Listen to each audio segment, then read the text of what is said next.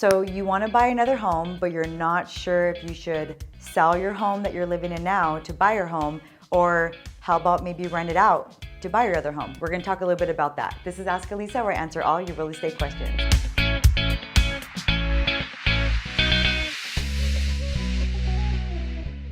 Okay, so let's talk a little bit about either renting your home or selling your home to buy your next home. Again, it always really depends on your situation, but I do want to get a little bit into the pros and cons of each. So let's talk about possibly renting your home. You guys know I love rental properties, but in this situation, I usually ask the family, what is your end goal? So if they tell me that they have plans to possibly even sell that home in the next 2 years, I'm going to advise for them to just sell the home to buy their next home. One of the reasons is because of capital gains tax. What a lot of people don't know is that if you have not been living there 2 out of the last 5 years, you will get hit with capital gains tax. And that's also something you should talk to your CPA about. Another thing is that if you rent your home and you go buy your home, you're technically a landlord now, and you need to make sure that you have a pretty good passive income on that rental property, which would be your old home, to make up for any repairs you have to do, because you're still responsible for that.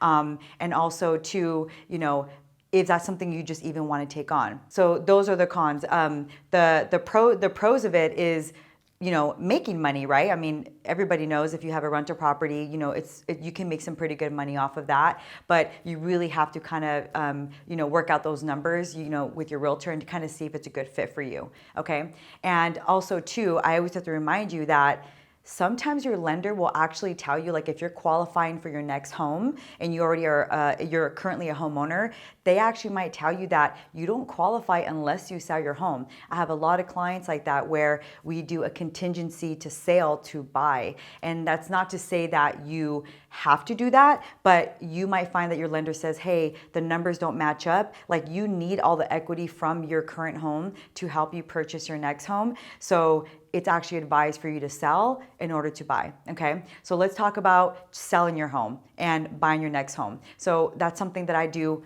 all the time, very frequently with great success.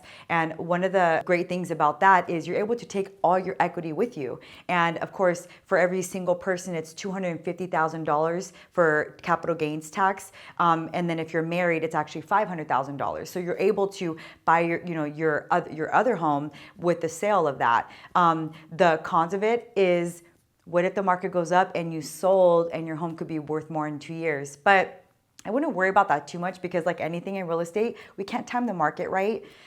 There's never like a perfect time. I always tell people the perfect time is when you're ready. The perfect time is when you can afford the payment. The perfect time is when it just makes sense for your family. So if I were you and it makes most sense to just sell and buy your home, we've done that very successfully. So I would definitely go that route. And why not just buy your next home, and then we can help you find another rental property, something a little bit smaller where it can be a totally separate project, okay? So that's what I would recommend. But again, it depends, but I'm curious what you think. If you have any other questions about it, you can find me on Facebook, here on YouTube, follow me on Instagram, and I'll talk to you later. Bye.